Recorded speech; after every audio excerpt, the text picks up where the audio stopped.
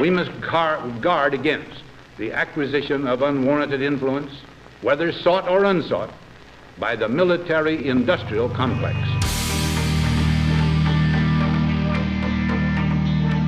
What we do not do is spy unlawfully on Americans.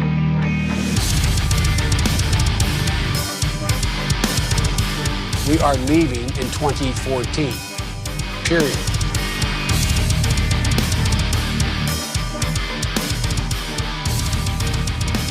Ladies and gentlemen, we got him. America's public enemy number one in the United States is drug abuse.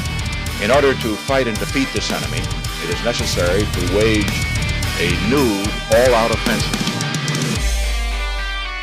You are listening to Biting the Bullet with Luke and Typo. Like you said, we're going to get along. I have to push continue now. This is what I hate about consent. It's just one more step. It's just a fucking. There's no efficiency in consent. Is the problem? I think. The efficiency, that is the problem that needs to be solved with consent. Yeah. It's a big problem. I mean, Typo has to consent to a lot of things, and it just takes forever for me to make him consent, and then he's like, "All right."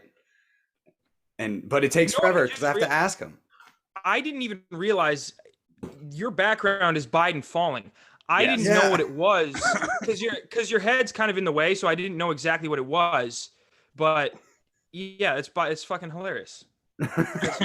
You're like the first person to comment on it. I had this on my background for I don't know, the last 20 episodes we've done. It looks like you have a green screen with a tear in it. Because your head, it's because he's in motion, so it's blurry. So you can't pick it out right away. Is the thing? Yeah, it's like a smoldering background. It shows up after you have to pay attention to it for a while.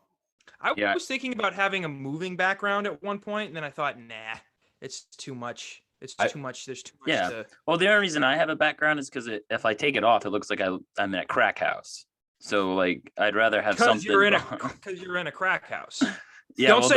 Don't say it looks like I'm in a crack house. Yeah. The only reason I put this up is because I'm in a crack house. There is a woman ODing behind me, and that's about enough from her. Yeah. Well, it gets annoying if she starts crying or something. But or walking by and lecturing up or foaming at the mouth. It distracts from the content of the podcast. Listen, I understand you're professional. I wouldn't want somebody walking behind me either. Yeah, I'm in a crack apartment, so that's why I have my background. So good. It works out that way. I mean, I'm also in an apartment and I don't have any background. I have a mirror behind me. Yeah, but are you worried about crackheads in the background?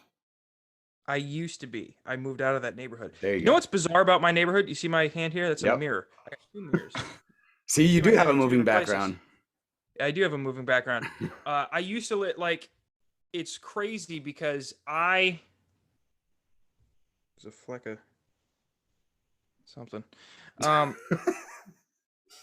used to live about 8 streets down, 9 streets down from where I'm at now in the same town in New Jersey, and it's the shitty part. And now I'm up here, and now I look down at them. Yeah. You know, it was only 3 years ago, and I know the people there. I say, now I'm better than you, and I'm better. You're just all around better because you moved 9 streets up? I'm better because I have a podcast. Oh, yeah. See? Exactly. Yeah, see? Because that's the thing that libertarians like to do. They go, "Oh, well, I have a podcast." It's like, okay, but what? Have you effectuated any change? And they're like, "No." What was that? No. Change? And they're like, "Yeah, have you influenced the masses? Are you out canvassing? Have you converted your community into a libertarian community that helps each other out?" Yeah. And they're like, "Oh, none of that. I do a podcast." I do a podcast. I think I look down on those people. Yeah, I think we've influenced 5 people, only because they told us. So. And then 2 of them started a podcast. Yeah. It's literally starting from. Have you ever picked a number on a calculator? Have you ever been so bored that you picked a number on a calculator and just typed it in randomly and then kept dividing it by two, by two, by two, by two. I've done things I've done things like that. Things similar to that. Yeah. That's basically what we're at, where we started with like 1,000 and then 500 of those went, I think I am smart and I can do that. And then they reached, they start divide that by two. Then 250 from them went, you know what? I think I can do it. And then whatever, 125.50 or what is it? 250 divided by 125. They were like, yeah, I think I'm going to do that too. And now it's just everyone all the time. And now we have us three on Zoom, and it's a problem. It's become a problem, gentlemen. Yeah, we're the ones that decided that, oh yeah, this is a good idea for us. This is a good idea for me to do. The fact that we're at the end of this division problem, right? Like us three, like we're definitely towards the bottom of that division problem. Dude, we're like in the numbers now of like the fatality rate of COVID. We're like 0.000. I could be at the gym right now. I could be taking care of myself. Yeah, me too. I could go out into the living room and be nice to my girlfriend. Right? Well, that's not what they're there for. That's true. You're right. But did you ever feel ashamed when you told your girlfriend you're starting a podcast? Did you have a little bit of shame in you? No. So what's funny is I started it when I just started dating her. I was going to say, if you got her because you had a podcast, there's going to be a problem and you need to dump her right now. No, it was hilarious. It's hilarious because she is the voice of the intro of my podcast. Oh, really? Right. Oh, okay. And this is the fucking I don't know, third time we've hung out. I was like, hey, come here. And we didn't know each other that well. I was like, just say these words. And I didn't even have her say it in the mic. I just had my audio from my laptop, like the mic from my laptop recording her. And she said that, and I made her do. I was acting like a fucking director. I was acting like. Did you ever see the video of Matt Damon chewing out that what was the guy? He's like half brown. What's his name? Yeah, I know who you're talking about. I can't remember his fucking name right now though. It's probably Brody. It's probably Brody something. But he I was like a little bit more. Can you give a little bit And I was getting irritated with her on the third time we hung out, and then I just layered her voice. And so literally about the amount of time, well, I guess it wasn't the third, it was probably the 10th time we hung out, but around the time I started dating my girlfriend, who I now live with, that's when I started my podcast. And how long has that been? Well, I guess I've been with my girlfriend for 2 years. A little over 2 years. That's about the same time frame as me and my girlfriend, right when we started our podcast. Yeah, and it's a real goddamn shame that I moved in with my girlfriend before I had any major success with my podcast. So there's time markers with these certain things in your life, and you're like, wow, one aspect of my life really shot up a lot faster than the other. I missed out on some opportunities on the other side. Right. Yeah, you've done over 100 episodes, haven't you? You're at 130 or something like that. I think you're at 130. 140. I 140 something. I think. Yeah. That's not a good thing though. That's just because I can speak a ridiculous amount. Yeah, that's because you have too much to say. Yeah, I now am like Dr. Umar Johnson, where I'm just saying shit now. It means nothing. Where he's like, are you guys familiar with Dr. Umar Johnson? Luke, you're fucking muted. What are you muting yourself for, Luke? I was waiting for my dog to start barking because somebody was outside my apartment. Oh, so you're black guy? It's a black guy? No, it wasn't a black guy. It was an old white lady. Oh, even scarier, dude. Yeah, it's German. I have a German Shepherd, so she sees a shadow and she's like, I'm going to bark at it. I'm going to bark at it. My dad used to have a Belgian Malinois, which is it's like a taller, thinner version of a German Shepherd. German Shepherd's a little more bulk, but those fuckers can I tell you what, if a Belgian Malinois or a German Shepherd, they run at you full speed, they'll light your ass up. You're a grown man, they'll still light your ass up. Oh yeah, yeah. She's a small German Shepherd. She's German Shepherd and Husky, and she's a little skinny fucking 45, 55 pound German Shepherd, and she'll take off at a full sprint and try to dive into me, and I'm like, dude, what the fuck? Like, you're gonna break my leg. Like, get off me. And they lead with the crown of the helmet. I know. They do that. They fucking do that like James Harrison. They don't care. They don't care about the new NFL protocols. They will come after your ass. They don't care. They're like John Lynch. Remember John Lynch in the early 2000s? Yeah, I'm a Broncos fan. I'm a Broncos fan. When he would legitimately like concuss people and just laugh about it. Yeah. Yeah, he loved it. Like, yeah, he's my favorite player. That was my person. first jersey or second jersey. He's a truly insane person. Oh yeah, I love it. John Lynch. Yeah, he's fucking he's like on the level of insanity as Ronnie Lott. Like he clearly. Are you a Giants fan? No. I'm a Carolina Panthers fan. So I'm from South Dakota. So I'm from South Dakota. So you have two options in South Dakota. You can do, like, if you're from West River, South Dakota, you do Broncos mostly. And then if you're East River, you do Vikings. I didn't like either, just because my dad didn't like either. So my dad was a Dolphins fan for the first 10 years of my life. I was just a Dolphins fan. And then I was like, no, I'm not going to do that anymore. And so I just started picking randomly throughout the country. And so I'm a Panthers fan, I'm a Dodgers fan, and I'm a Knicks fan. And it's scattered, sporadic. I choose teams like Biden chooses policies. He's like, I don't even know. This one. It's that one. that one. I'm gonna pick that one. Yeah. Hey, we're 3-0. We're 3-0. We got an easy schedule. We got the Cowboys coming up next week. That's going to be fine. I don't think that we're going to lose to them. A lot of people are saying, hey, I don't know if the Panthers defense has been tested enough to withstand a Cowboys offense. I say, fuck you. If anything, the Panthers offense will struggle against the Cowboys defense. I just want you to know, I hate the Panthers. I hate the Panthers right now because last week I had a parlay that was Christian McCaffrey getting 60 plus receiving yards, a touchdown at any point in the game. Fucking whoever they were playing. What's the fucking backup quarterback's name for the bullshit ass team that you guys played last week? The Texans. Yeah, the Texans. I don't know his name, but Mike Davis or no, it's not Mike Davis. Something Davis though, throwing less than 200 yards, got that, and then the score being, I don't fucking remember what the last one was. It was another really fucking easy gimme one, and Christian McCaffrey, after getting 4 points on fantasy out the gate, goes out with a fucking hamstring injury and lost my $25 parlay that would have made me $500. Dude, this fucking pisses me off. For the past 3 years, my first round pick got injured and is pretty much out for like 8 weeks. Can I guess your first round picks?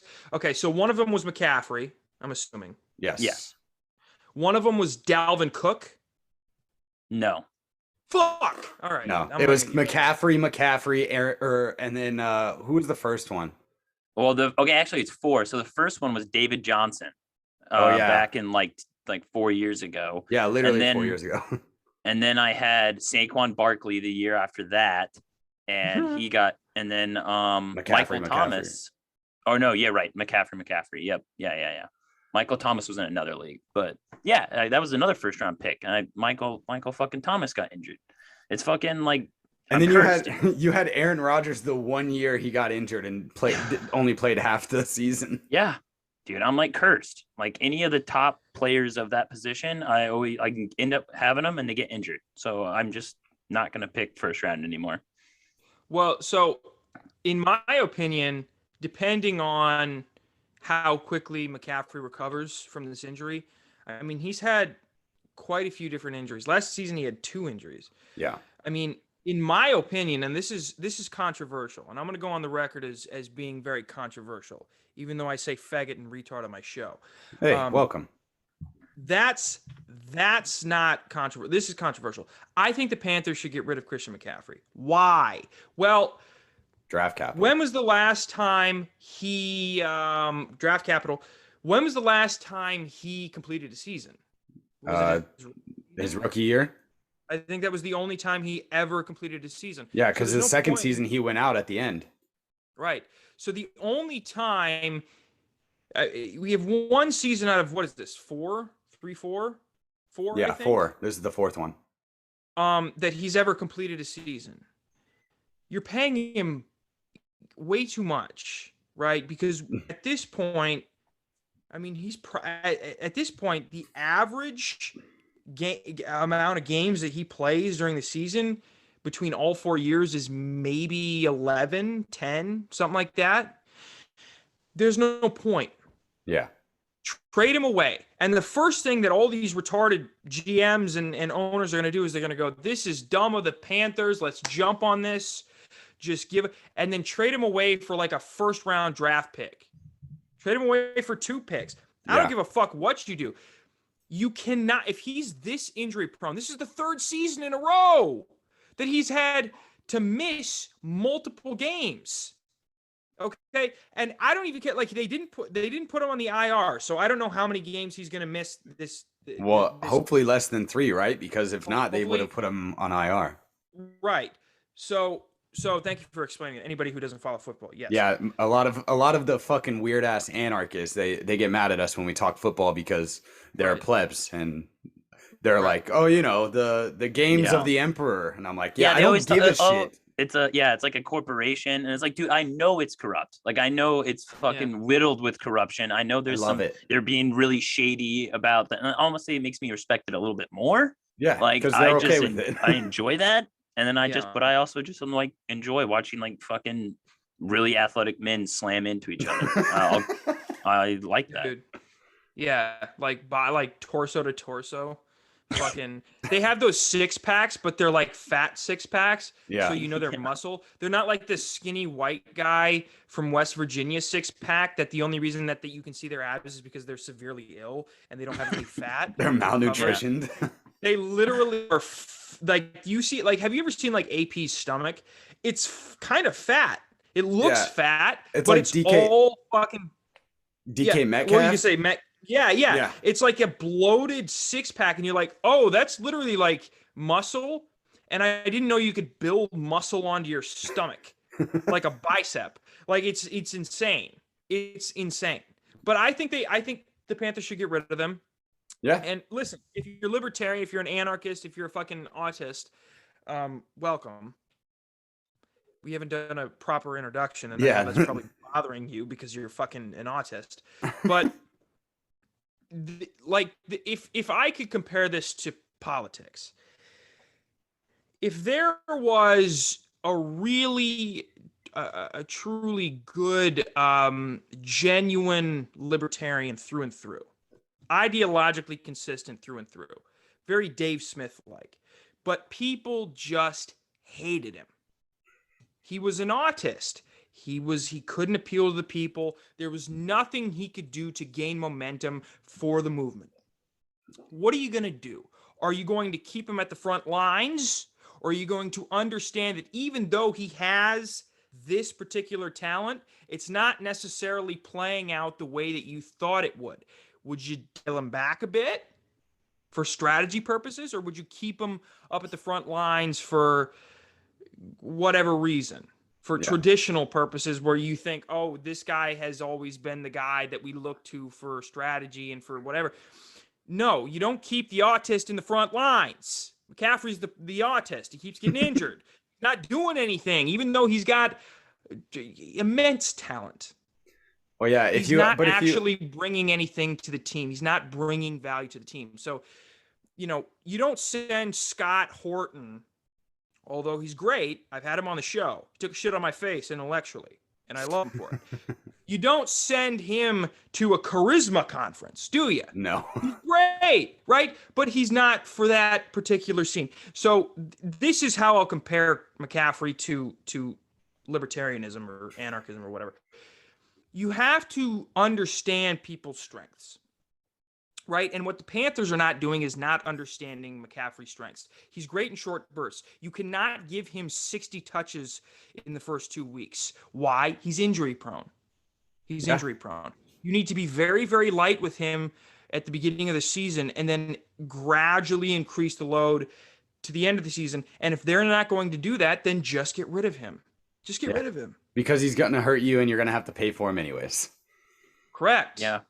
And I think the Panthers, when they made the move for Sam Darnold, now me and Luke used to always say, is like, dude, I think Sam Darnold's actually a pretty good quarterback. He's just on the fucking Jets. And he just had fucking what's his face as his coach. Yeah, that fucking guy that destroys people's careers. I don't know who. He's the Jets head coach. He's still the Jets head coach, isn't he? No, he got fired last year at the end of the year. I think. No, there's a 9/11 bald guy now. That a 9/11 bald guy.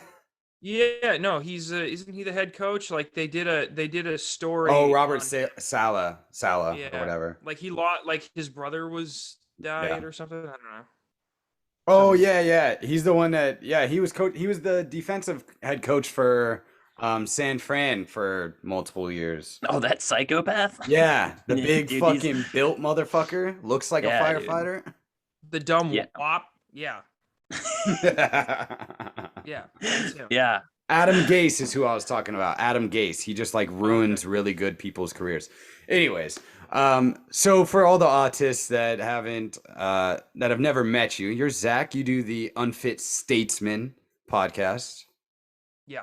Why'd you start that, and where'd you get the name from? Why did I start it? I don't know. Yeah. I started it because I like attention. Okay. Where'd I get the name from? I don't know. Just kind of put it, just like it was just kind of a thing where I was just thinking about it, and it just was like, I had like a list of it, and I'm like, I like that one. Kind of like there's no special. Okay. Nothing. I was just wondering. Some people are like super particular about their names, and I was like, Unfit Statesman. That's pretty cool, and I think it fits you. Our name was almost Vets Against Government. So the initials would have been VAG. Wait, so vet? Would you say vets? Vets. Oh, Vets Against Government. Yeah. Mm-hmm. Yes. Well, that would have been clever. Yeah. Well, we thought it was funny, but it was too much of a play off of the Friends Against Government Fagcast guys. If you know them, but they were the ones that kind of convinced us into like actually going to do our own show, and we were like, all right, cool. And then we were like, do you care if we're not very clever and we're not very bright or creative? Yeah. So we were like, do you mind if we just call ourselves the Vages, and we can be Vets Against Government, and you guys can be Friends Against Government? And they're like, yeah, sure, but you guys should probably think of something else. And then we came up with Biting the Bullet just because we've had a lot of people commit suicide by using a bullet. So we're like, yeah, whatever. You know what's crazy? Works. Have you guys ever talked to the Cajun Libertarian? Yes, not on our podcast, but I've talked to him on Twitter quite a bit. So what's interesting is I was talking to him on my podcast about the problem with like depression with vets and the suicide rate and everything. And and we started talking about like the aspect of ingratiating yourself into society after being deployed. And he was talking about how like if you're a medic in the Army, when you come back, you're not at all qualified, or they say that you're not at all qualified to be like a paramedic here. And like, to me, I was like, that makes zero sense whatsoever. Like, I don't understand how none of the skills, or not enough of the skills from being a war medic or an Army medic, like it's not enough to transfer to at least hire you for the job and do some on the job training. And it's like he told me, and I didn't know this. I have no experience with the military whatsoever. He's like, it's not none of this translates, and they don't tell you that. No, they don't tell you shit. They just say we're going to give you training, but they don't specify that this training will not be sustainable for your career. Granted, you make it out of war. I was a radio operator, and I could probably work on any of the telecommunication systems out here, like in Phoenix. Like I could work on any of those radio towers. I understand how they work. I understand everything about it. And they're like, no, you need a 4-year degree. And I'm like, what? Right. What? I set up communications for like thousands and thousands of people constantly, so they can talk on either two-way high frequencies, any kind of radio transmissions, internet. And they're like, nope, you need a 4-year degree. Nothing you did in the military matters. And it's like, well, fuck that. I'm not going through a 4-year degree where I have to go to African American cinema study from the 60s. It's like, what the fuck am I supposed to do with that? How does that help me in any way getting a career?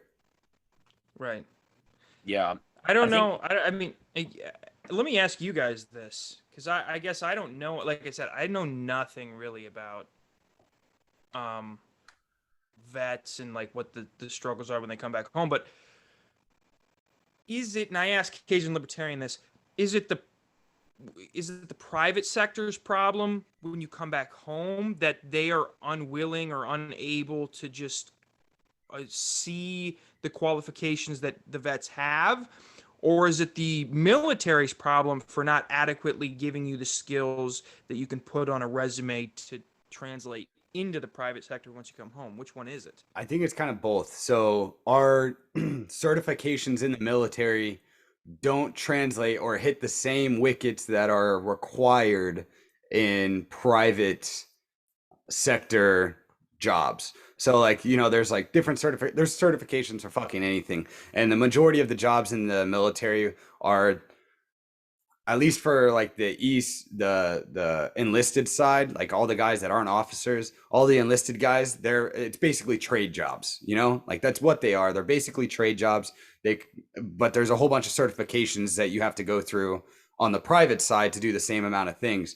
And the way unions and government accrediting is required on the private side isn't required on the military side. And so they're just like, yeah, it doesn't translate. You didn't do enough of the same hours that we require on the private side, so it doesn't give you the same certification. I think, do you think so, Typo? Does that make sense?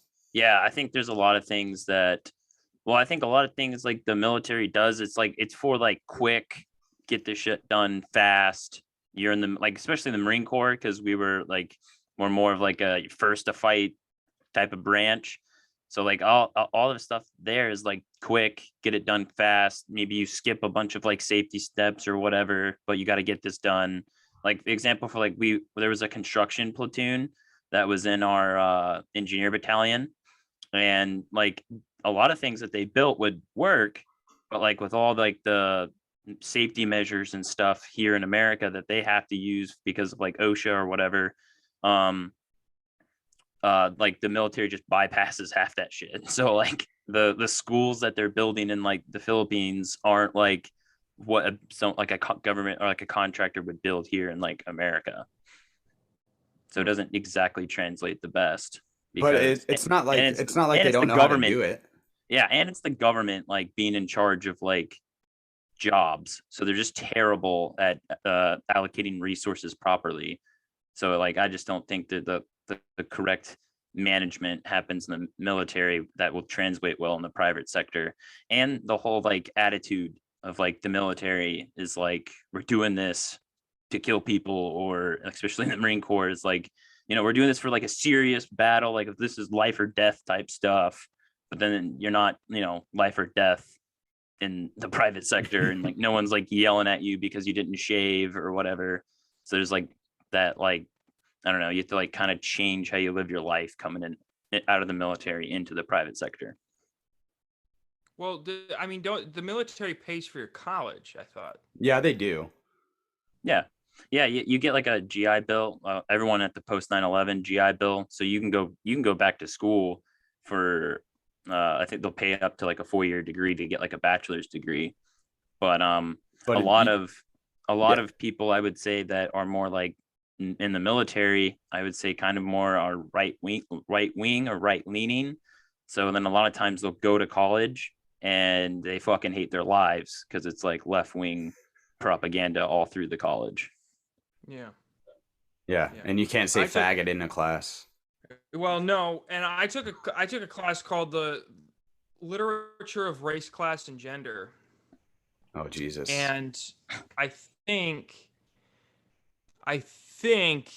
it may have been, if you want to ask why I started the podcast, I think it was because of the class I took in literature of race, class, and gender, where they were like, black people actually can be racist toward themselves, not only black people, but themselves, because white people convince them to be racist. And I'm like, if you got convinced to be racist, maybe you're just racist.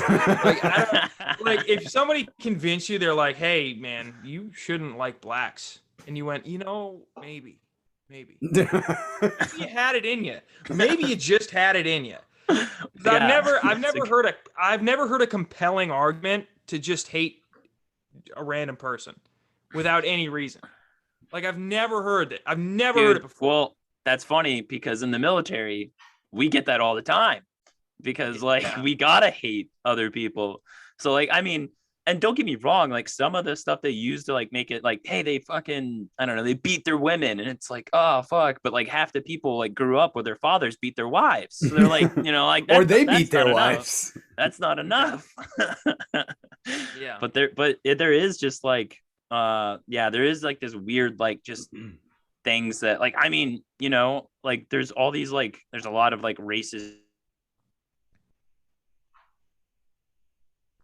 Oh, did we lose typo? People and stuff you hear in the military all the time. I mean, we talked about this on our very first episode. Oh, can you hear me? Yep, I got you. Okay. Yeah, but I was just saying, like, remember our very first episode? Yeah. We were talking about like the racism in the military. I feel like I'd be very good at that job, like actually like using tactics to foment hate toward a certain group of people. It's very easy. I feel like I could do it. I'd be like, listen, you can fucking respect somebody who says they don't eat pork just because they're better? Dude, everybody had a problem with them fucking goats. Like, it was like, that was like the first thing that people would say about like Iraqis and Afghani people. They'd be like, dude, do you know they fuck goats? And it's always like some country hillbilly fuck. And you're like, dude, your mom fucked your cousin. Like, that's why you're here.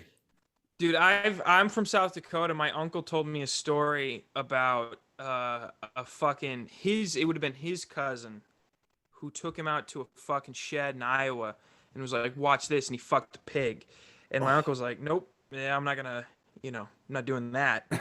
and it's like, it is crazy. Like, if you get the more like rural and like traditional, what you would consider like conservative, like God country, like the Bible Belt, the closer you get to like the weird parts of Islamic culture, right? Not a fan of gays. Women, shut your mouth, which that's fine. Animals, can we make them come? I'm gonna find out. There's all this overlap of fuckery, and it's bizarre. And I think the reason that a lot of the hate comes out of those sects of the population, whether it's in Afghanistan or Iraq or fucking Pakistan, whatever it is, or Iowa or Alabama or whatever, is because they're retarded. Yeah. Right? Because the more retarded you are, the less you can empathize. That's the problem. Right? And I shouldn't even say retarded, because truly retarded people empathize more than anybody else. My aunt was retarded. She's dead.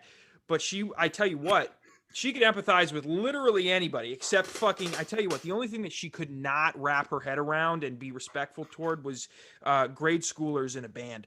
When she came to my Christmas, when they were playing when the band came out or the orchestra came out to play Christmas music, she's like, nope. They had to leave. They had to leave with her. But doesn't sound right. It doesn't sound right. This is trash.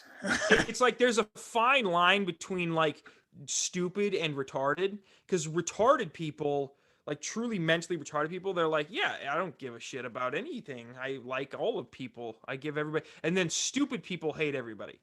Yeah. Right? So stupid people hate everybody. Retarded people kind of love everybody. It's very bizarre, and it's a fine line. It's a very fine line. Yeah. But yeah, no, you do see it in like the rural like God-fearing person. They're a lot similar across the world than they are dissimilar, but they hate each other for it.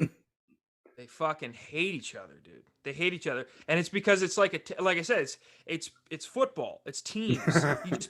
You're just on the other team, and then if somebody transferred, like if Bin Laden, after they drafted Bin Laden. They drafted Bin Laden They're like, yeah, if they would have saw on ESPN that we traded fucking Stanley McChrystal for fucking Osama bin Laden, they switched.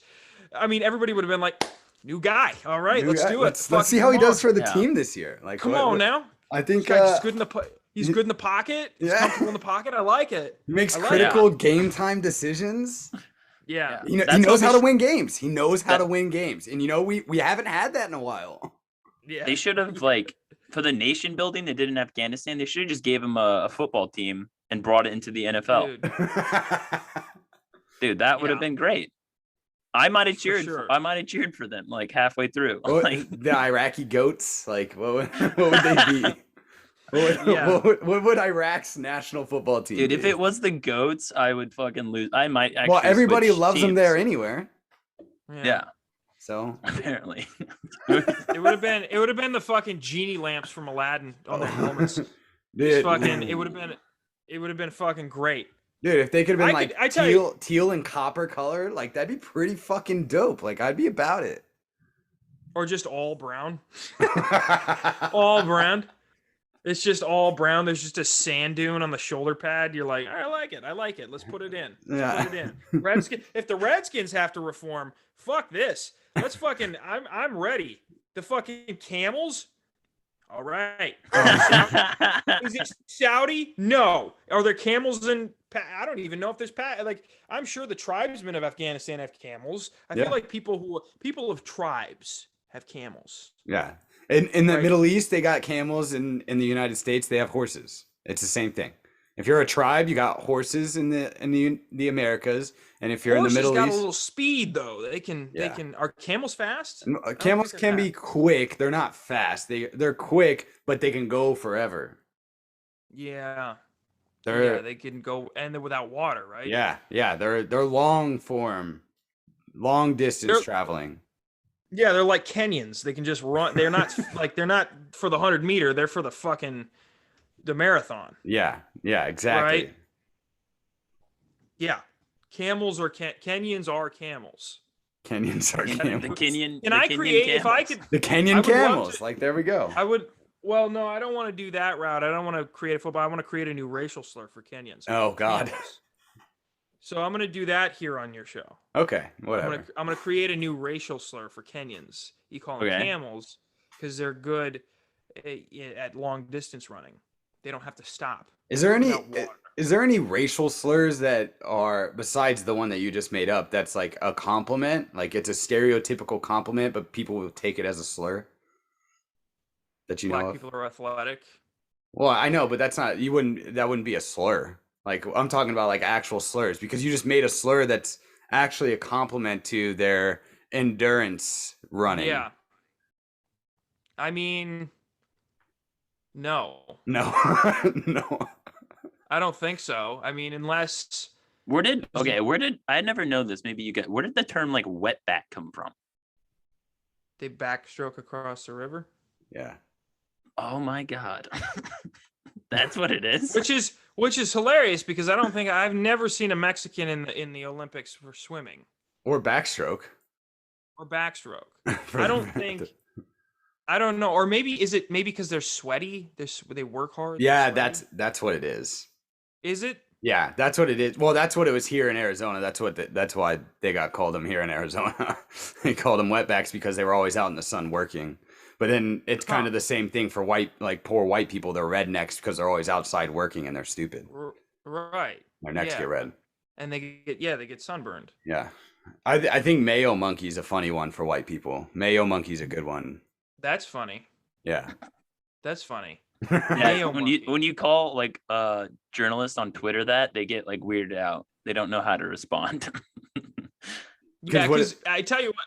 If you're anti-white slur, then you're kind of also anti-woke because there's an underlying anti-white sentiment to the woke narrative. So if you are anti-white, like if you come out, like if you say you're a fucking Mayo monkey, you're a ranch dressing monkey, you're a ranch dressing ape, okay? And they go like, oh, my stars. They now are like contributing to the perpetuation of white supremacy where like like you know what it is? They're contributing to white fragility. They can't take any type of critique about their whiteness, right? Yeah, because if you do, you're racist. Right. So, because Robin DiAngelo is very smart. People are calling her dumb, which the theory is dumb, but she's actually quite smart because she's created a way to, if somebody calls you racist, like if you guys just called me, like if there's a black guy on the show and we don't have any, thank God, who said, dude, you're being racist. And I went, no, I don't think I'm being racist at all. I'm saying the truth. Now, because I rejected his accusation of racism, I'm now displaying what's called white fragility, which is a form in and of itself of racism. It's a perpetuation of white supremacy. And so the fact that she created an argument where if you argue against somebody's accusation of racism, that argument against the racism, whether or not it's righteous, is itself racist. It's like Inception. It's smart. It's very smart of her to kind of pick apart this how people debate and how people argue and strategize that way. It's very smart of her. Yeah, it totally got rid of like the argument back. Like you can't make an argument back because if you argue back, you are right. What the argument that was thrown at you is automatically proven correct. And you're like, well, and then if you just accept it, then you lose anyways. So you're fucked. It's literally a lose-lose situation. Well, I suppose that most of their argument, like the woke narrative, whether it's race, sex, whatever it is, they've structured their arguments to kind of you're unable, even if you actually prove them wrong, the fact that you even attempted to prove them wrong shows that you are what they said that you are. Yep. And it's smart. Like I said, from a strategy perspective, it's actually brilliant. And, the only way that you can deconstruct the argument, a lot of people, if somebody says that you're racist and the fact that you can't see, like sometimes, if somebody accuses you of being racist, you can, go, how am I being racist? Tell me exactly how I'm being racist. They'll just go like, oh, the fact that you can't see it shows that but the next argument after that statement, I think a lot of like conservatives, libertarians, just anybody who wants to make a joke, I guess, shouldn't be an argument to that statement itself. It should be more of a critique or a question about their strategy, a strategy about going about the conversation. So instead of saying, when they say, well, the fact that you don't know tells me you're racist, instead of going, well, that's dumb. You should say, well, you've structured this conversation in a way that I can't even learn. So you have to explain this to me.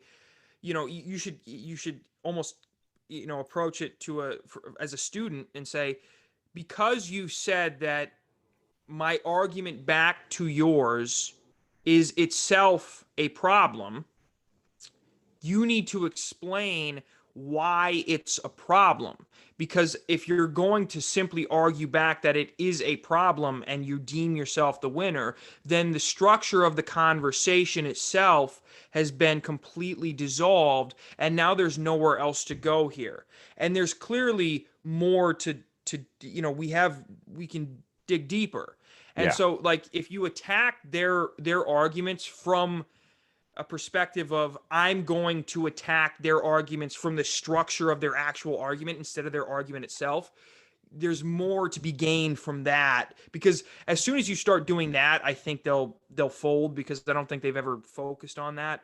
Or I don't think enough conservatives or libertarians or whoever it is fighting the woke, probably liberals too, have done that, where they've actually attacked a person or debated a person on the actual structure of their debate methods instead of the substance of the actual debate. Who do you think's winning right now in the United States in the culture war? Do you think it's the wokeists or just the liberals? Who do you think's winning right now? I think because there's a clear defining difference between both of them. Does that make sense? Like, I think there's a difference between like just the normal liberals, the lefty liberals. That most of them consider themselves centrists. They are, for the most part, anti-war, but they're like, we need to save the Afghani women. They think that they run their mouth. Yeah, they think corpos are bad. These are the liberals. These aren't the wokeists. They think corpos are bad, but they love going to Walmart. Those like the centrists, and that's kind of my consideration of like the liberal left. And then you have the woke progressives, which are like the BLM Marxists and the I can't remember her name. You just said it, but the white fragilogist, the girl that Robin wrote, D'Angelo. yeah, her. Like those are like the progressive leftists, or a lot of the liberals that are kind of centrists that are like, yeah, race is a problem and we could get a lot better, but I don't think white people are inherently racist. Like, who do you think's winning right now on the left? Well, I think I don't know exactly. A lot of, like, if you look at the political compass, the top left is in power. Yeah. Right. The top left of the political compass is in power. The bottom left, half of them are still buying into the woke. The other half have abandoned it. Like they're truly, they think that socialism is the way to go. They want guns, and they think that you should be able to say whatever you want. Yeah. Right. And that's an interesting sect of the lower, lower left. Yeah. The lower left quadrant. And I've talked to a few of them, and they're much more respectable. They're much more ideologically consistent. I disagree with them on certainly like economic measures and things of that nature. But I mean, I think that's where their economic consistency goes out the window is usually, or their logical consistency goes out the window is usually when it comes to economics. Well, I don't know. Like, here's the thing. I'm not smart enough to even deem whether or not they're right or wrong. Yeah, that's probably true. I'm probably not the best person to argue that either. What I enjoy about that, it's like the bottom eighth, the lower left eighth, 1/8 of that quadrant. They're not for wokeism.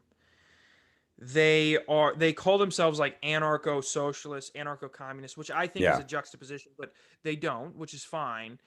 But like, they, again, I could sit here and critique their economic ideology. Yeah. Whatever. But the thing is, a lot of people now are making they're making these statements where they're like, capitalism leads to fascism, and then you have capitalists or pro free market people going, well, no, socialism, communism leads to fascism. And the only way that my mind can go to, like the only place that my mind can go to from what I've read and from what I've seen, and I'm not a scholar. It seems like there isn't a single fucking economic system or governmental system that can't lead to fascism. It seems like all of them can lead to fascism. All roads lead to fascism. If you let it be. All systems of control, all hierarchies, whether it's social, financial, judicially, legislative, anything, all hierarchies can lead to fascistic behavior. That's why they have to be regulated, not by a bureaucracy, but by the people who are being influenced by those systems. Right. And in my mind, again, to me, the closest thing we have to that is like a free market, quote unquote democracy. I don't know if democracy is necessarily the way, anarchy, whatever. But like, I like, people keep just making blanket statements or like capitalism is the problem. It's like, well, what do you want to go live in Russia? You want to go live in Russia? You want to be a faggot in Russia? Go try it. Go try it. I encourage you to go try it. And it's the same thing too. And then if I say that, then they go, oh yeah, well, the gays have struggles. And I'm like, yeah, of course they have. Of course they have. We're not great. We're not amazing.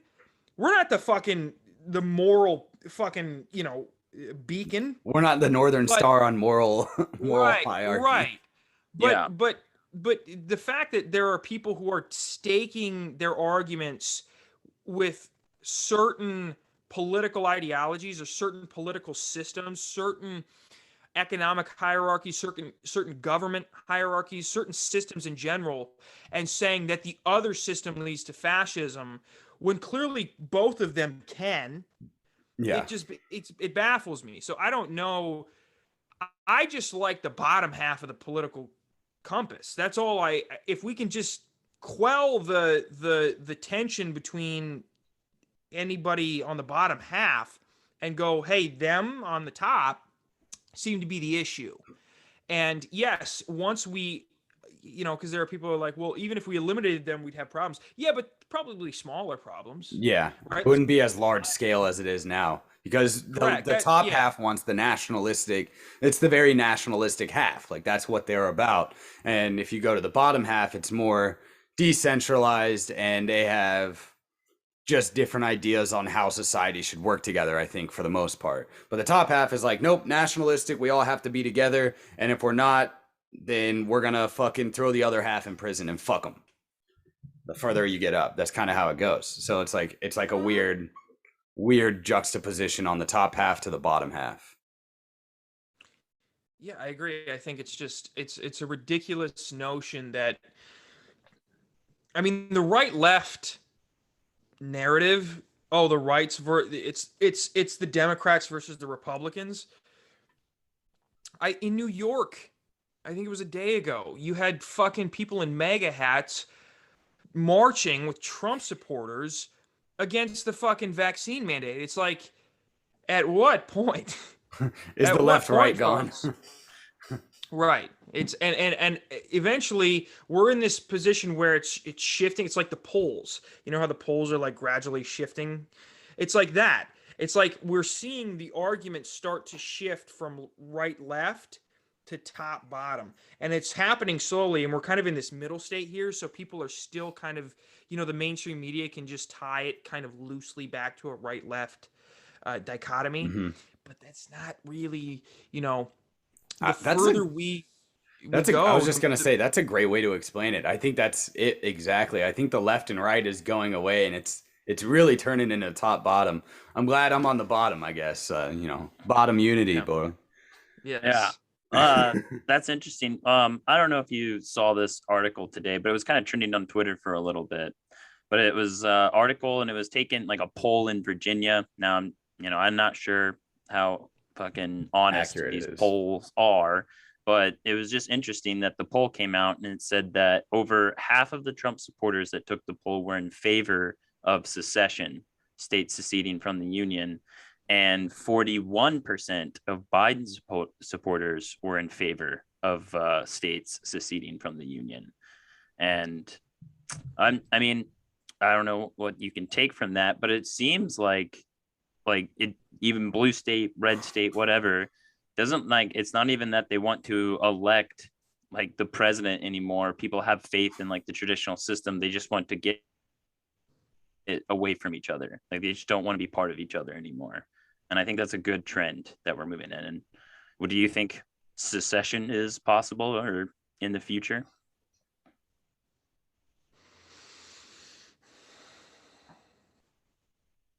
I don't know. I don't know the answer to the question. I mean, it would quell tensions. Would you like to see secession? I don't know if I would necessarily like to see secession. I would rather see a return to a much more localized, to where local governments have much more power within the union itself. Yeah. Like I don't want the U.S. to break up. It's a great like if you look in the context of the world, of world history. It's a fucking amazing country. It's amazing. Yeah. It's amazing. It truly is amazing. I don't want that to break up. If that's the only option, as opposed to kind of where we're headed now, I guess, you know what? You got to do what you got to do. I would rather see a return to almost colonialism in a sense where the states, the local governments have much, much more power. Yeah. Than the federal government. The federal government, the federal government was supposed to really only have it was like a one currency, and then they had like federal military powers. And then that was kind of it. Other things, everything else was delegated to the states.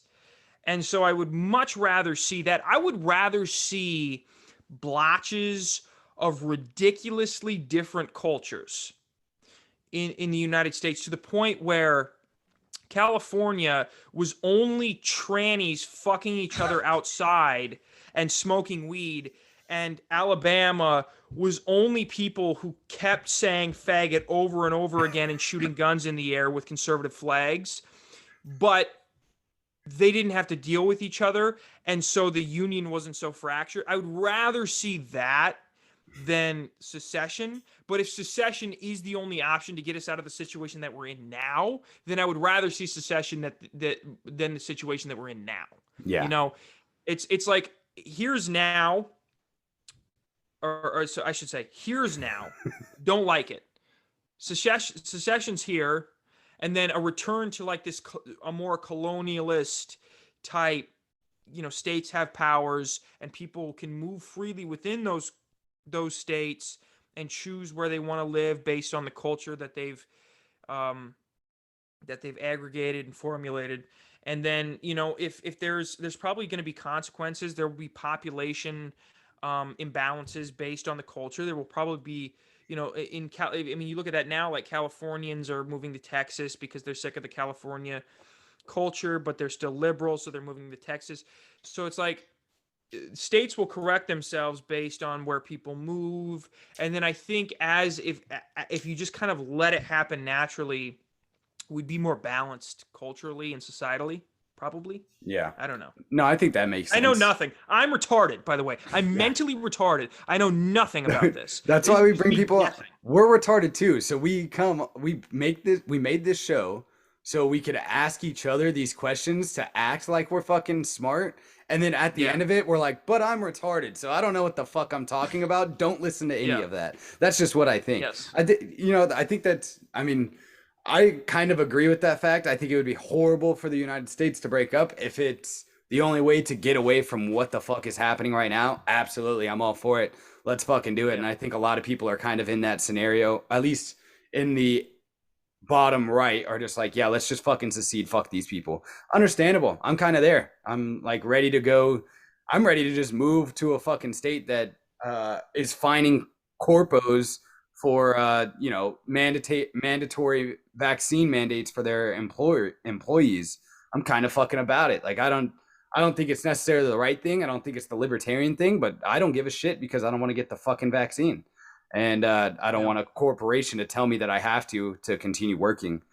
But it's like, I don't know, the whole COVID thing, I think it just sped everything up by like 10 times. Like it just sped up that authoritarian, fascistic, like blatant in your face fascism. Like it was there, but I think a lot of people didn't have to deal with it. And now it's like blatantly in their faces. And it's kind of interesting watching people's reactions. I mean, I don't know how it is where you are. Jersey's not as horrible as you might think. Yeah. I've heard different things about Jersey, so I think it's like kind of interesting because it doesn't seem like it's on board with New York at all. In some aspects, yes. In some aspects, no. Murphy put COVID patients back in the nursing homes. Oh, nice. I mean, he still did like that bullshit, but as of right now, there's no like I can go out. I can go out with my girlfriend. Neither one of us are vaccinated. Not because I'm not, by the way, I'm not even anti the vaccine. I just want more information. Yeah. Right. The information thus far has been inadequate. A little bit inadequate. It's contradicted itself. It's come out of Israel that natural immunity is 27 times more effective in preventing you from getting the virus than the vaccine. I don't even know if I've tested negative, but that doesn't mean I've not had the virus. Right. I could have been asymptomatic. I don't know. But I mean, the fact that, this is the healthiest I've been throughout the pandemic. I've gotten sick less during this pandemic. Me too. Partially, it could be because of the isolation. Could have been because of the mask. I'm not saying, but I'm saying there's no reason right now for me to get the vaccine to incur any more risk than I have to, when clearly my immune system, I come in contact with tons of people every day, and I've not gotten it. I haven't gotten it. Same. Or I haven't. If I have gotten it, it's not affected me. Right. And there's just no. If it came out, so apparently the Pfizer phase 4 human trial is supposed to end in, I think, April of 2023. If in April of 2023 they've discovered no long-term effects, which, by the way, doesn't necessarily mean it's safe. They discover long-term effects 10, 15 years after a drug has been FDA approved and been marketed in mass. Yeah. But we all take risks. It is what it is. But if by the end of 2023 there hasn't been any discovery of any long-term effects or short-term effects, or a reasonable amount, or I should say reasonably within reason, there haven't been, because every drug has whatever. Yeah. I'd be more apt to take it then. I don't trust U.S. data. I have been listening to UK data. Israel seems to be somewhat truthful. Even Australia is truthful about their cases. They said that I think the last week it was the New South Wales Health, whoever, said that there was 159 new cases, hospitalizations from COVID-19, and 98% of them were vaccinated, and they say that. And I think, even though Australia is legitimately insane right now, they're being seemingly truthful with their numbers, because the numbers are contradicting their policies, which, if they weren't being truthful, you would think that they would just make them line up with the policies that they're implementing. But the U.S. is, and I was telling my mother this, my mother's a nurse in Connecticut. She had to deal with the worst of it. Like when the ICUs were flooded. Yeah. When we first got that spike, she wasn't even an ICU nurse. So they shoved her in there and said, fucking figure it out. And I felt bad. I mean, she saw people die because, the first spike was insane, right? Because it was a new virus. People didn't know how, their immune systems were all fucked. They didn't know how to handle it. So people just dying left and right. And so, she was saying, well, the data here say that it's the majority of people being hospitalized are unvaccinated. And I said, okay, I understand that, but in the UK, right, in England, in Ireland, in Scotland, in Israel, in France, in Greece, in Australia, the stats say the exact opposite, that over 50% of the hospitalizations are amongst the vaccinated, right? And the reason why I'm more apt to trust those statistics as opposed to the American statistics is because American media, the American medical system itself is much more influenced by big pharma.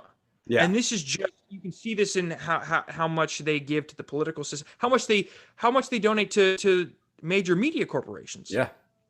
Right. How a pharmaceutical sales rep can, start basically kind of influencing a student while they're still in college. These things don't happen in other countries, but they do here. Right. I didn't know this. This blew my mind. I was laying in bed with my girlfriend and she was whining, and I said, shh, because I'm a man. Treat women nice. I'm joking. Your girlfriend's gonna come in and just whip you upside the head. Yeah, she's gonna come in here. She fucking give me a backhand. Stop! I'm with my friends. I'm with my friends. God. No. So, but I was and they said that the only country that allows pharmaceutical companies to market directly to consumers, whether it's through billboards or commercials, is America. We're the only country that allows that in the world, in the fucking world. So are we the ones who figured that out and said, you know what, it's important that we have access to this? Or is it because the pharmaceutical companies have a stranglehold on the media? And they do, by the way. You can look at the donation numbers. Yeah. They have a stranglehold on the politics, and they do. You can look at the donation numbers. The biggest lobbyists they're $315 billion a year from big pharma to lobbyist, or the biggest lobbyists. Largest lobbying entity in American politics. They're bigger than big oil. Democrats like to go, oh, big oil have a, no. They're like, they give like twice the amount that big oil gives. The largest donation that Pfizer gave was to the Biden campaign. The next largest donation they gave was to the DNC. The next largest donation they gave was to the Democratic House Committee. I mean, so it's like, I understand. Not everything is a conspiracy. I understand that. Okay. But come on. You're telling me that there's no influence? Yeah. Well, especially when Kamala Harris is on record, at the beginning of, or at the end of Trump's term, saying like, I will never take Trump's vaccine. And then 4 months later, Cuomo. I mean, there's like posts daily that people find on Twitter where they go back and look at people's actual tweets on the vaccine when Trump finally brought it out, or he brought it out, and they were like, you have it right there? No, it's not focusing. I was just going to read this. This is according to Forbes.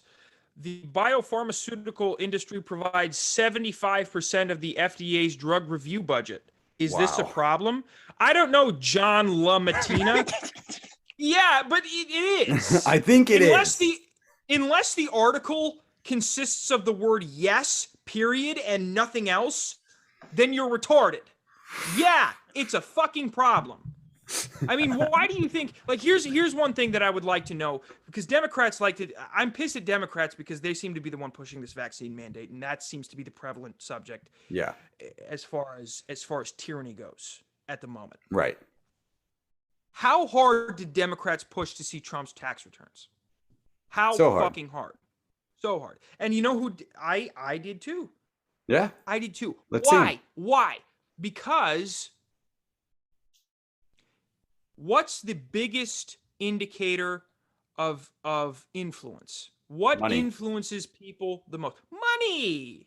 Right? So why wouldn't you want to see Trump's tax returns? You want to see where he's getting his money from. Because then you have a better idea of who he is vulnerable to be influenced by. Right. It's like debt, right? In any other situation, people look at, like, if you're in a certain amount of debt in the military, they'll separate you from your unit. They'll kill you.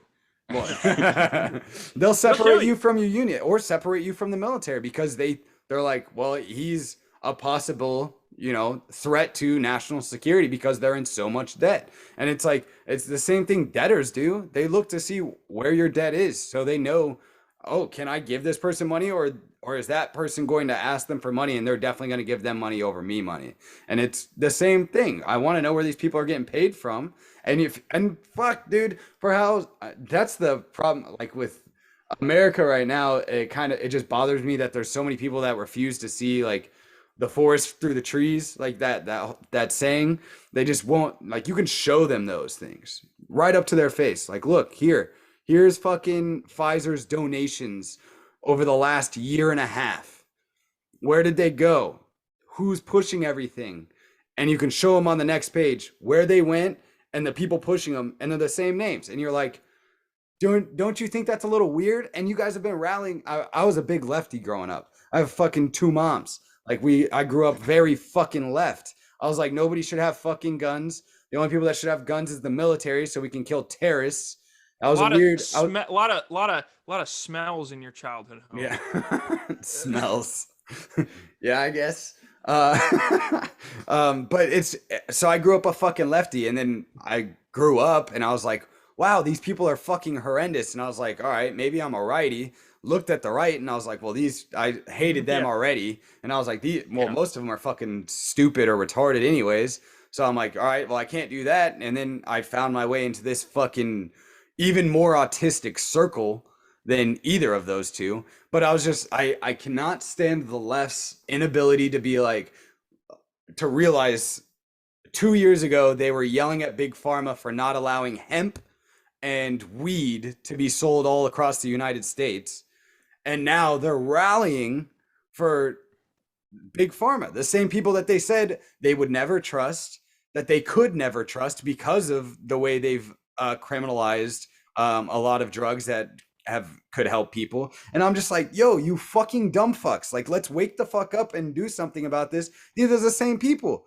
The only reason why it's gotten political, and that's the only reason why it's different, where before it was political, but it was for their gain, because the majority of people, even a lot of righties, were like, yeah, go fucking smoke a blunt. That's what we do out in the fucking middle of nowhere in the country. That is what they do. I'm here now with them. Where are you at? Typo?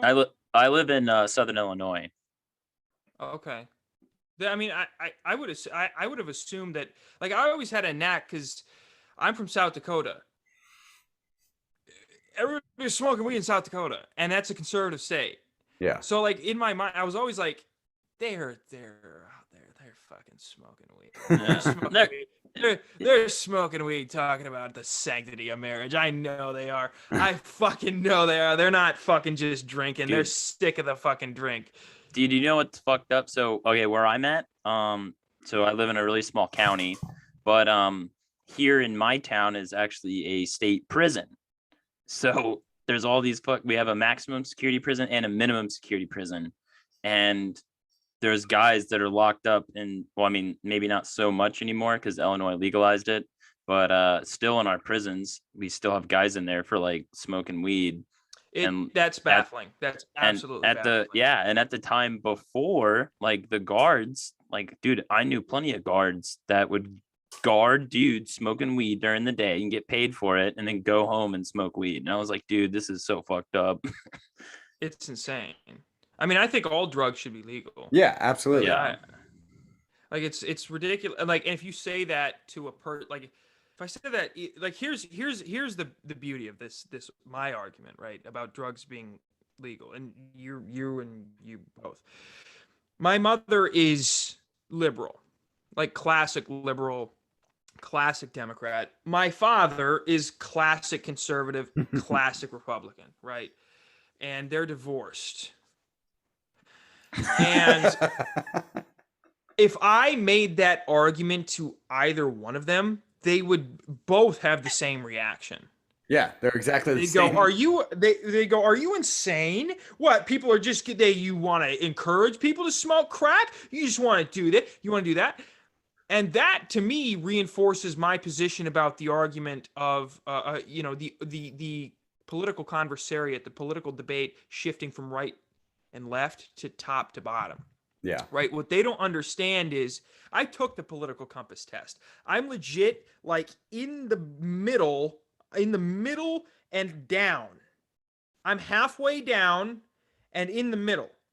Right? So it's a T for anybody who doesn't know, it's a T, and I'm on the bottom, like halfway down the bottom quadrant and in the middle. That's where I'm at, according to this test. I don't know how accurate it is. But it was people were taking it on Twitter, so it had to be very accurate. Yeah. So it's like when you start realizing that the overlap, like the things that are becoming prevalent in the political debate, that sphere of political debate, are starting, like, people, mainstream conservatives and mainstream libertarians are starting to overlap. That's an indicator, again, that it's no longer right and left. It's top and bottom. Yeah. And people who are on the right and left, who are sick of the right and left, I feel like there are a lot of people, there are a lot of Democrats who don't like vaccine mandates, probably. Yeah. There are probably a lot of people who liked Clinton, even like people who just were voting party line and said, I like Bernie, but he'll never get in. So let's vote Clinton because Trump's a dictator and, you know, this and this. And then they see what's going on and they might even know somebody. They might even know like one of the 83,000 nurses that were laid off. And they go, you know, I know them. They're not a bad person at all. They're just hesitant to get the vaccine, and they've explained it to me. And they're starting to understand. And what they just hasn't quite clicked yet. And the reason that we're in this weird sort of purgatory when it comes to political debate is because they haven't quite grasped the fact that we're rotating from top to bottom, or from right to left to top to bottom. That's my opinion. Yeah. And once everybody does understand that that's where the real conflict lies, I think it's actually going to be quite easy. I don't think there's going to be any talk of secession, because once the top and bottom realize that they're the enemies, the bottom's just going to go, this is all of us, and we're going to fuck you up because you don't have any. Because let me tell you something. The bottoms who are getting fucked right now. This is truly a metaphor, because in the gay community, the bottom gets fucked. For anybody who doesn't know, I'm sure everybody knows it by now. If they listen to this show, yeah, they definitely know. Right. Yeah. It's two gay dudes that were in the military. You know. Are you both gay? No. Fuck. I was trying to excuse like my saying faggot all the time. So if I could come on a podcast where there's two gay guys, I was like, yeah, see, I went on there. Well, you can just tell people that we don't care. Yeah, we don't care. When we used to show up to, you know, restaurants or, you know, Hooters, they'd be like, "Are you guys paying together?" And it's like, what? Yeah. You flirted with us the entire time. Like, what do you mean? Are we paying together? Yeah. What the fuck? Yeah. But once that clicks in the mainstream, or at least 40%, 35% of the population, things are going to get better. Well, it was kind of like the right last year with almost fucking realizing cops are as horrible as they are, and it was like they were right there. Well, so they're right there. They're saying so like Tucker Carlson's like the FBI infiltrated the January. They planned it. They're so close. They keep saying the FBI. The FBI, the FBI, the FBI. And they're like, yes, the FBI, the FBI, the FBI. Who else? Who else is shitty? Who else is shitty? Keep going. Who else is shitty? Is it the CIA? Oh, good. Who else? Yes. Is it the police department? No. Okay. I don't want to push it. But like, I mean, and by the way, I'm not like anti-cop. My dad was a policeman. He was a good policeman.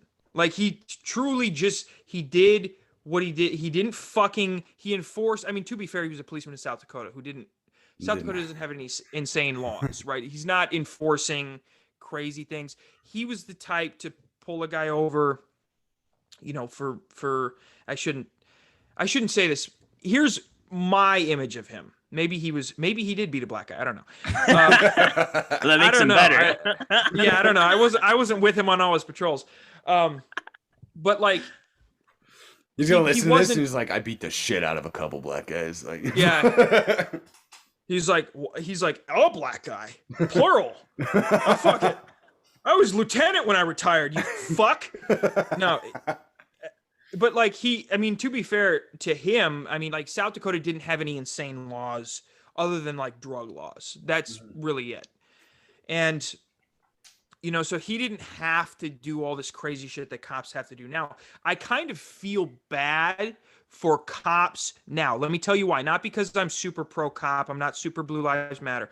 It's because the overwhelming, if you look at psychology, if you look at history, the majority of people are followers. Yeah. It is what it is. I mean, that's how it has to be.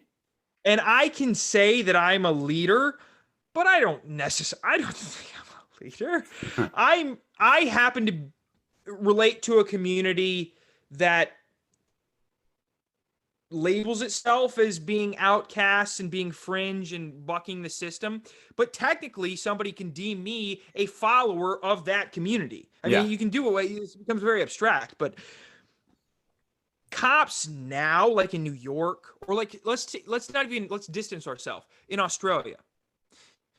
How many of those cops go home and think, like, how many of those cops do you think go home and go, Jesus, like this scene? Well, there was that one video of the cop that was like, look, man, I don't want to do this. I don't have any skills. I don't have any other skills. I can't do anything else. Yeah. And it's like, I get it. Yeah, that's very true. I think the same thing, like, I think being in the military and being a cop is similar. It's not exactly the same thing. Obviously, there's plenty of differences with it, but I think it's kind of the same spirit of why people kind of get into it. There's like, you get a lot of respect automatically. You don't even know why you're getting respect. You don't have to do anything. You just get the title, and you get a lot more respect in your community or whatever. But so I think there's things that like a lot of cops aren't even okay doing, but they kind of just feel like they have to, and they're in an atmosphere where you can't really openly talk about like, hey man, that was really fucked up what we did, because it gets into like these are the guys that you work with, and like they come, it's a like community. It's a community within itself. So even when like someone in your community, but it's like your boy does something like kind of fucked up, but like that's your boy, you're not gonna fucking rat on your boy. Like if I'm at a restaurant and my girl is like kind of being bitchy, guess what? I'm on her side. Like, it's just what it is. So, but because there's like the aspect of like loyalty is such a weird characteristic in humans, because it can be such a positive reinforcing. And it can be so negative at the same time. But it can be so fucking negative. Loyalty is one of the most extreme, and loyalty can lead to the best and worst of things in mankind. Oh yeah. Right. So blind loyalty is bad always, just because you don't know why you're being loyal. Being ideologically blind is never good. But like, even if you back whatever it is, like if you're super loyal to, anybody can pick out, like if you're loyal to creating societal equality for all races and you're just fucking loyal to it, you're like, that's going to, a person who's extremely loyal and driven and cannot break out of that loyalty for any reason whatsoever, they're going to make change for the better. But a person who has that same characteristic, who focus their energy on something slightly different, like getting back, instead of just creating racial equality throughout society through whatever it may be, through its education, healthcare, whatever it is, if they take a slightly different avenue and go, white people need to pay for what they did, and then all of a sudden they're going around shooting white people. You see how so slightly you can tilt the compass. Yeah. And if you have that characteristic of extreme loyalty, it can be so good, but it can also be so bad. It's a very high and low type of thing, Right. Yeah, I agree. Go ahead. Yeah, that's a good way to put it. And like my grandpa was chief of police of like a really small town, and I mean, I kind of consider him like a good cop, kind of like probably like your father, just because like, I mean, dude, it's weird because in a small community, like everyone knows each other. And I mean, like the town he was the chief of police was like 800 people. So it's not that, like, everyone fucking knows each other. Everyone knows each other. So it's not like he's fucking beating up people and throwing them in jail or anything, or even really arresting people for like doing drugs. Now, if you're doing meth, small town communities don't put up with that shit. But fucking like, I don't know. It's weird. Like my small town, dude, it's like pretty normal to drink and drive here. Like it is the norm. Like when the bars are closing, people don't ask you for last call. They ask you, do you want a roadie? Like that's what all the bars here, and there's only 3, but that's what all of them ask. So like everyone does it. And like, and then like the cops, like 2 of the cops here in town, I went to fucking high school with. So like, you know, like I hung out with them and did devious stuff against the law when we were kids. So I don't know, when they like, there's been plenty of cases where like the cops pull people over here and they're like, God, typo again, dude, what the fuck, bro? And I'm like, yeah, dude, can you just give me a ride? Like, you know, like, I don't know, the community is just more like, they don't want to get like the fucking full power of the law involved. They're just like kind of like looking out for each other. Well, I mean, even in South Dakota, like I grew up in Rapid City. Rapid City, South Dakota is like 65,000. It's still kind of big. And so it's not the same. Like, I don't know. And there's towns in South Dakota like that. I know I know that there are, but most places in America, those types of communities don't really exist. They're not the norm. It doesn't seem like they're not the norm. And even if they were the norm within small rural communities like yours, it still is a very, very minute number of the population when it comes to considering the vast majority of the United States. Yeah. It's you know, so it's obviously that is not going to have any influence over mainstream culture. Yeah. Well, it's one of those things that if we were to do a police force the way it's being done now, it should be inside your neighborhood. Like, it should be like inside that community. Like, we have, you know, in Phoenix, we have Scottsdale, Mesa, blah, blah, blah, blah, blah. But you get hired and you live in the West Valley and you're in Peoria or something like that. And you get hired at Scottsdale PD and it's 45 minutes away, but it's all the same city and you can work and do that all the time. You're not knowing the people that you're around. And in bigger cities, it gets kind of crazier like that, when it should be you're hiring inside your state or inside your city limits or inside those kinds of things, because it would create a more bountiful like bond, if that makes sense, with your community, because you're trying to keep your actual community safe, the places where you shop, the places where you sleep, the places where you go all the time. And it's gone so far away from that, and it's hard to do in big cities, to be honest. Like, it's just really hard to do. But the things with police, we always try to, our big thing when it comes to like police and military is like, yo, there's some of the worst out there. Like, there's some of the worst people out there in those jobs. And that's because it calls to them. It gives them a sense of purpose, and it gives them a sense of respect and things like that. Are you talking about the military or podcasting? That calls to some of the worst people. Fuck, we're here, aren't we? Yeah. But you know, for those types of jobs, it calls some of the worst because it's a hive. Like, it's a lot more violent than most jobs in the United States, if not the most violent job in the United States, besides, I guess, you know, ultimate fighting, professionally fighting. But other than that, it's like it calls some of the worst people. But then you have the ones that are extremely loyal to the idea of country, or the ones that are extremely loyal to the ideas of freedom and things like that do the same things, or protection, that do military and police for those things too. And it's that little slight deviation, like you were talking about earlier, that it's like, we got to have some way of bringing these people into the fold once they realize like some of the shit that they're doing isn't fucking right. Because if we don't, like, you're just going to outcast a whole group of people that are very prone to violence because they have to be in their job, that don't have anywhere to put it. And the only people that they deal with that they think have the right ideas are calling them fucking baby killers, or, you know, just extreme racists or things like that. And it kind of fucks over the people that were actually good, that just realized that they were in the wrong structure to do actual good. And it's kind of like a weird flip-floppy situation when it comes to like police and military for us, because I feel like there's a lot of people that just want to do something good, and that's why they signed up for it in the first place.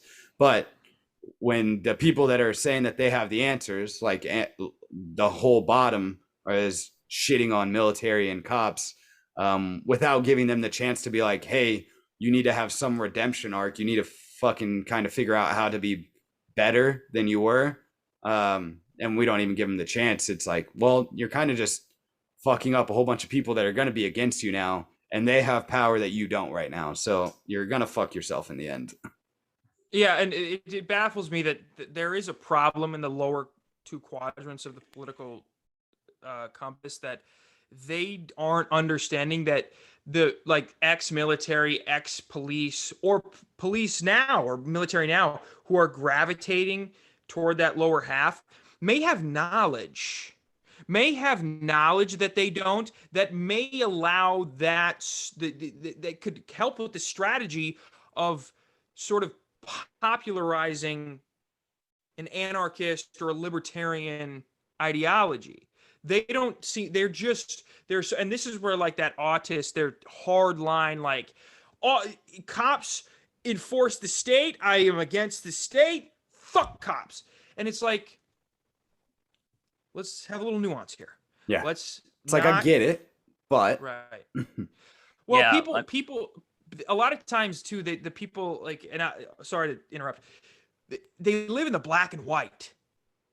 And the problem is it's just, there's no black and white. There's no black and white. If you fall into the black and white debacle, then you're following into the left and right debacle. You're following you're falling into the red and blue debacle. Like, there's just, if they keep doing this shit, if libertarians, if anarchists, whether you're on the right or left side of that fucking spectrum, if you keep fucking falling into the black and white thinking, guess what you're gonna do? You're gonna do exactly what conservatives are doing. You're gonna do exactly what liberals are doing. You're gonna do exactly what Bush and Clinton and fucking Nixon and Roosevelt and all these shitty people that you hate, that you are critiquing.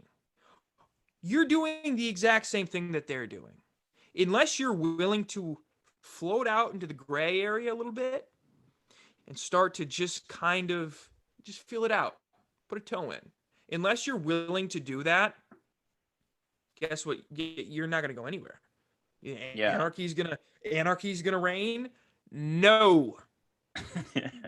No. Yeah, man. Me and like Luke and our other buddy Jared, when we were kind of becoming like, we were fresh out of the military, kind of becoming libertarians. We voted for fucking Gary Johnson in 2016 because we thought we are gonna make a fucking difference. Anyways, I voted in Tulsi this last time, so it's, hey, there you go. But anyway, like, I don't know, when we were first kind of like getting, we both wasted our votes. Is yes. the point that I was trying to make. Well, we're both when we were getting on Twitter and like trying to mingle and get into like libertarian social media circles and stuff, like half the people were like, oh fuck yeah, like ex-military, and we're like, yeah, we're fucking new here. And then the other half, they were very rude to us, I would say, when we were coming in, dude. I was like, I bet. I never even, like, okay, me and Luke like never deployed, I guess, or like went over to the Middle East and actually like fought in any sort of combat or anything like that. We got to go to Japan and hang out and basically get drunk there all the time. Yes. Different type of brown people. Yeah. Yes. But fucking people were just like calling us baby killers and stuff. It's like, dude, I didn't even get a chance to kill a baby. Yeah. Like, I would have killed that fucking baby, but I never did. So don't give me a title I don't deserve. Right. It's like when people call me racist. It's like, that's insulting to KKK leaders who worked hard to get to this position. Please, it's not even about me. Just respect them. They actually earned that title, and I don't think I'm a humble man. I'm not gonna take a position that I haven't earned. I'm working on it. Yeah, it was weird, but I mean, it wasn't that many people. I mean, we stuck around long enough, obviously. But we have thick enough skin that we were like, yeah, okay, cool. I think there's a lot of people that can't take like criticism either in this community, and it's like, bro, just.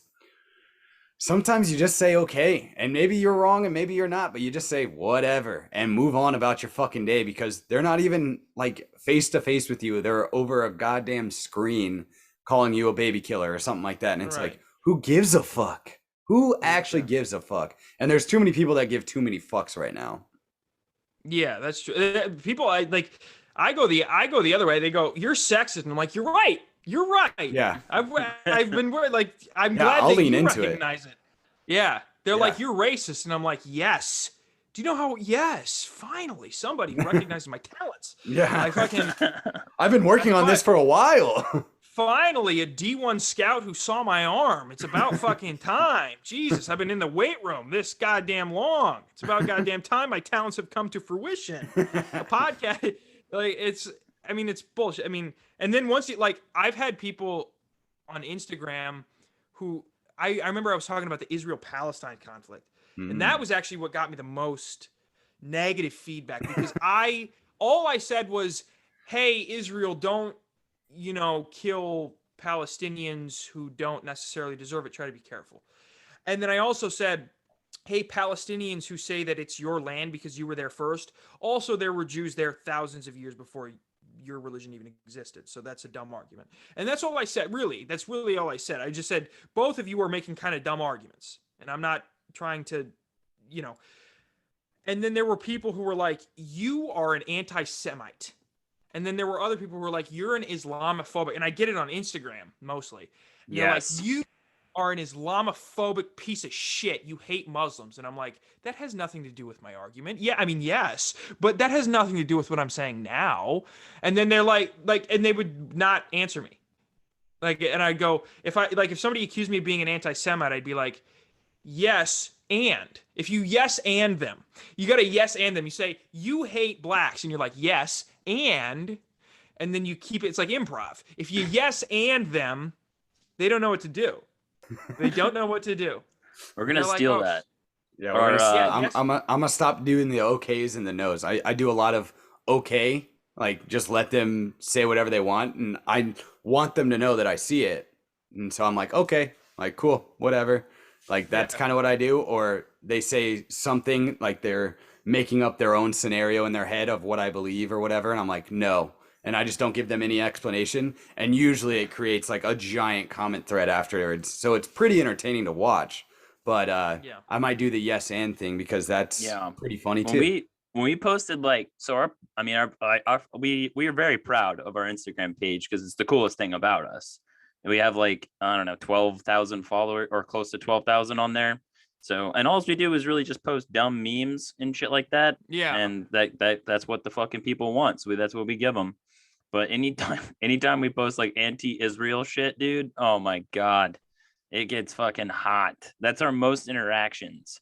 And it's like half the people that are like, dude, I will debate you live on Instagram right now. Let's go. I'll debate you about this topic. I'm like, dude, I'm not going on Instagram live with you, you fucking faggot. Dude, I would do it, but they'd be like, Israel's defending itself. And I'd be like, I hate Jews. I hate them all. And they're like, you're anti-Semite. And I'm like, do you have any idea how I don't think you understand how anti-Semitic I am. You came on this Instagram live. I'm not sure you're ready for it, Chief. Here's my problem with Israel. They have bland colors. They're like the Colts. They have a very bland uniform. Blue and white. But I don't like it. I need contrast. Blue and white is not enough. I need a blue and yellow or a blue and orange, like the Gators. I need something. I need a little spice. If you're gonna have an Iron Dome and then lob missiles into residential areas because the Palestinians put their headquarters there, and maybe they did. It's not that they're not lying about that, but it's not like they care about the kids who die. No, when that missile's on its way to terrorists. But give me a little spice. Yeah. Orange and blue, red and blue, yellow and blue. Shit, green and blue's fine too. I mean, gray and blue, black and blue, white and blue. The Colts, fucking Stafford's doing a hell of a lot better on the Rams. Why? Because they're yellow and blue. They're not white and blue. They spice it up a little bit. You fucking bland, fucking. I don't even. The Lions and the Colts, man. They're the Israel of football. Oh yes, sorry, I got the. I mean, to be fair, I like the Lions all gray. I like that. Yeah, like the gray is good. The gray is good. Listen, gentlemen, I have to cook some dinner. Yeah, you're good. Go ahead, throw out your fucking your podcast, where people can find you, all that fun stuff, and we'll let you get out of here. Okay. Instagram and Twitter is at Unfit Statesman. Rockfin at Unfit Statesman. I'm on Rockfin too. I'm on Apple Podcasts, Spotify, all the things. And then, yeah, Rockfin. Well, I appreciate you coming on. It's been a really fun time. I like you a lot. You're hilarious. I told you we'd get along at the end of this thing. And we'll have to have you on again. I'd fucking love it. We'll do. Come on my show too. Yeah, we'll definitely do it. But that's the fucking shit show. I hope you all enjoyed it. And Zach, thanks again for coming on, man. Absolutely. It's my pleasure.